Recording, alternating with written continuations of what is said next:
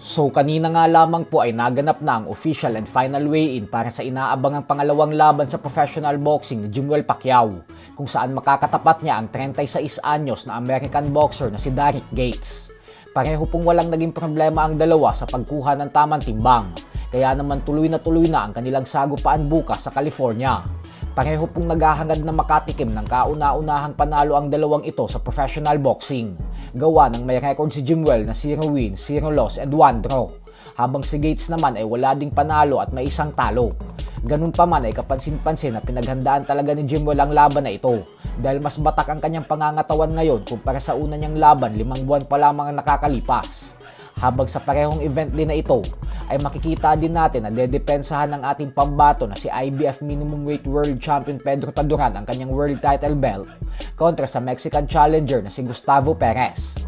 Wala ding naging problema ang dalawa sa pagkuha ng tamang timbang, kaya tuloy na rin ang kanilang bakbakan.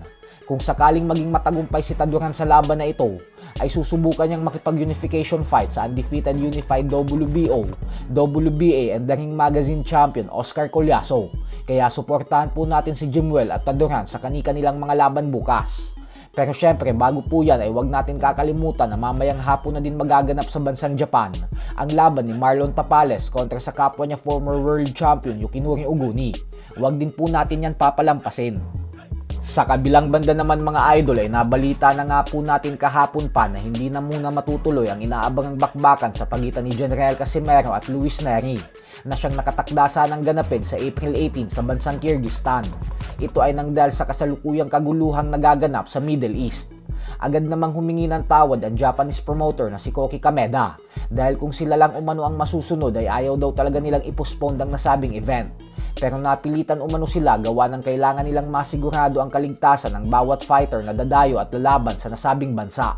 Mag-abang lang daw po muna tayo ng bagong petsa para sa bakbakan nila Casimero. Ganun pa man ay agad nga pong naglabas ng reaksyon ang kapatid at trainer ni Cuadro Alas na si Jason Casimero. At ayon nga po sa kanya, ay mas maganda nga daw na napospone muna ang laban dahil mas magkakaroon ng mahabang panahon si Casimero na makapag-ensayo dahil sa katunayan umano ay medyo nakukulangan pa sila sa training. May punto naman talaga si Jason dito mga idol dahil bukod sa mas mahabang ensayo ay mas magkakaroon din ng sapat na panahon ang angas ng Pinas na magbawas ng timbang at masiguradong makuha ang 122 pound limit ng super bantamweight division sa araw ng weigh-in. Alam na din po natin kung kailan ang inaasahang bagong petsa ng laban ni Casimero at Neri. Pero hayaan na lang po muna natin ang Kameda Promotions na mismo ang mag-anunsyo para hindi natin sila mapangunahan. Basta hindi po malayo sa April 18. Kaya konting panahon lang ang aantayin natin at makikita din agad natin ang bakbakan ng dalawa. So hanggang dito na lang po muna tayo mga idol.